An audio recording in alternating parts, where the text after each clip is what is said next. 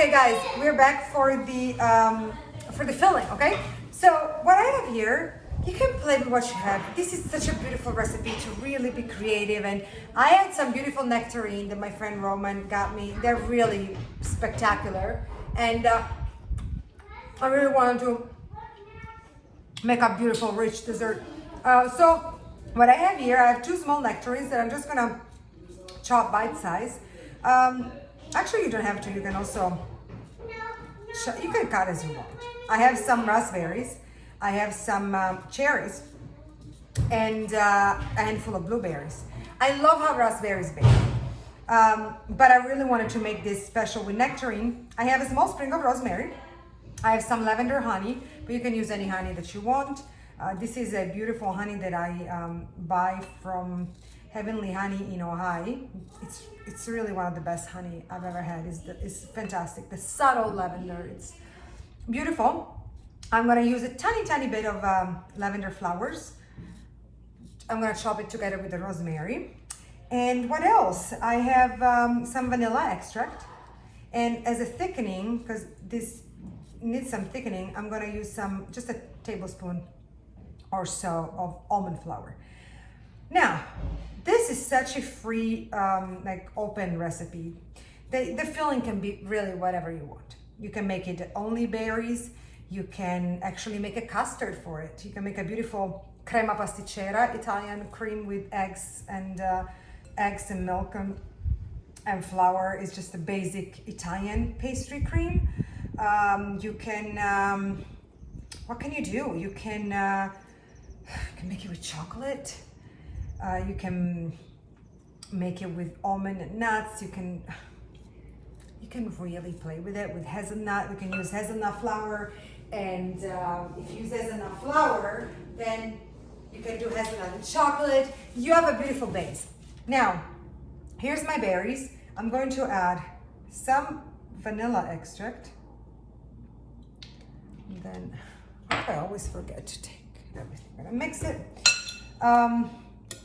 Even with the extract, I noticed that Catherine doesn't love strong essence. Like, she didn't really like the rose water.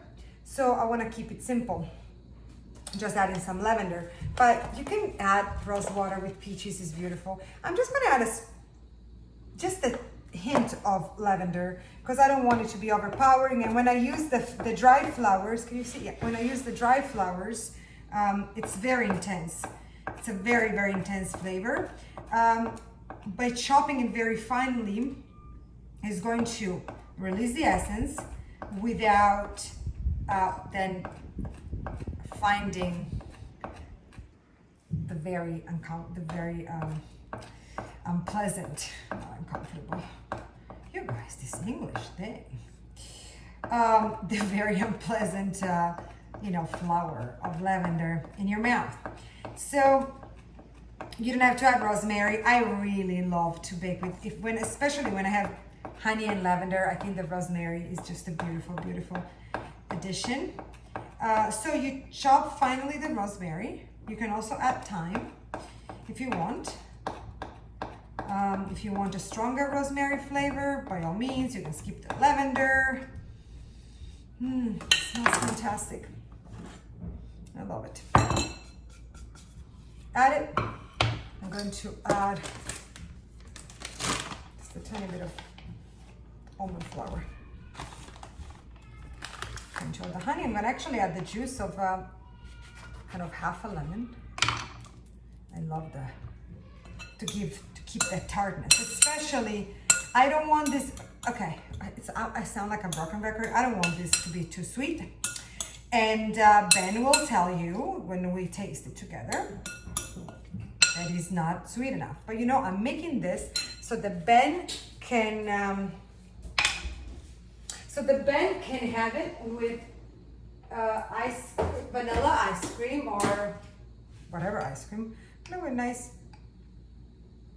tablespoon of honey. And again, there's not really sugar in the dough. Amazing. Oh, the lavender is And also what I like about using honey for this is that it creates this ooey gooey filling that we want. And it's gonna offset the lemon beautifully. And it's like they're a match made in heaven. I'm actually drinking warm water with lemon and honey in the morning before my coffee. I'm gonna try.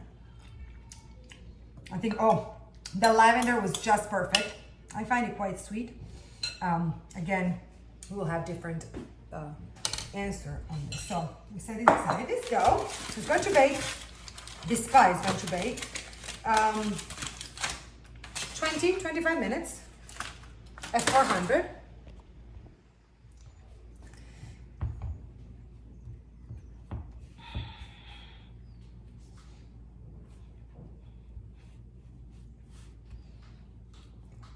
Little.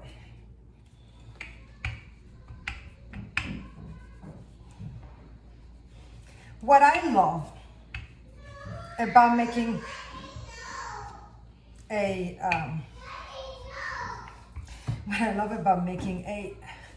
galette is that it leaves you a lot of freedom in terms of decorating, in terms of rolling it out. The edges don't really have to be perfect. On the contrary, they should really be left rustic and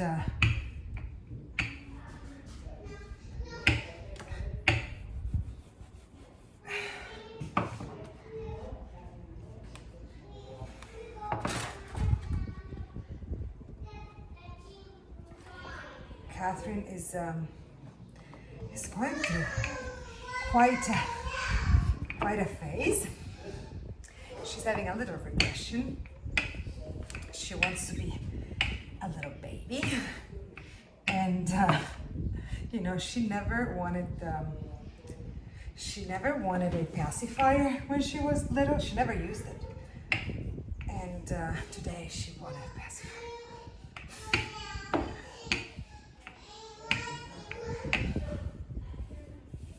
Roll it.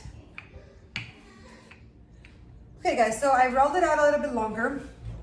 I put it on I want to show you, I put it on this round baking dish with some silicone, toilet paper, with some silicone parchment paper. And they're going to, I like it when it's a little thick because it's like eating a nice big cookie full of butter. But then it would have a 2 different cooking time from the rest of the pie. I never tried it, but I'd be curious to see if maybe adding, when you make the dough, adding the rosemary to the dough. Let me know. Okay, now it's time to add our filling. Now I'm going to add my filling.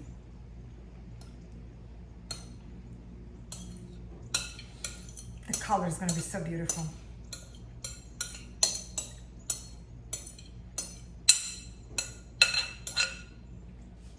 I'm going to spread the filling.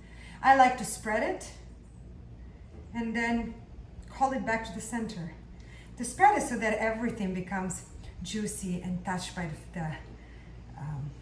our lavender, rosemary, lemon sauce. And then back to the center, because that's where we're going to have our filling, and this is going to be folded up. So you can also make a savory one, you know, if you don't put sugar. It's spinach, I'm sure. Beautiful, believe me. It's lavendery at the right, is the right kind of lavender. So when you do this, if you see that the edges are a little too thick, you can just thin them out, as I'm doing, and it's totally fine. And then, you know, here I'm going to show you how to fix these imperfections, how to pinch the edges and correct the mistakes that can happen when you make pastry and you're not a pastry chef. But that doesn't prevent you from making a beautiful dessert. And from adding actually a quite semi-perfect, actually that's a perfect recipe to a book without being a pastry chef. This book, you guys, it's really a way for me to show you how you don't have to be a chef to make something really beautiful for you. What I do here, if I see a little bit of a hole, I take from one of the edges that I see has a little bit too much, and I kind of patch the hole. I find this part quite fun. It's kind of a game. So you pinch it, make sure that it's well sealed pretty much everywhere, and patch it up, have fun with it. So here's our egg wash. It's basically one egg with just a splash of milk. Don't skip this. I try to do it without, and it really doesn't. It really makes a difference because it's gonna give that galette that beautiful golden color. You can sprinkle or not some brown sugar. I am, because I want to make Ben happy. And so be generous with the egg wash. It's also gonna work as a sealant, not a sealer. Oh. You can do English lessons in the kitchen. Yeah, so this is gonna bake until it becomes, I would say 20-25 minutes. I want this to become beautifully golden, and the filling has to be bubbly. Where's my sugar?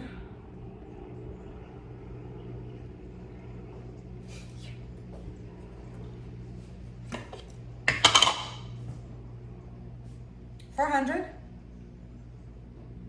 And also this is gonna really brown the crust. I'm not gonna put too much, but just enough to tell Ben I put sugar. I think you can hear me in the other room. It is ready to bake. We'll see you for the tasting. Come on, guys. See you for the tasting.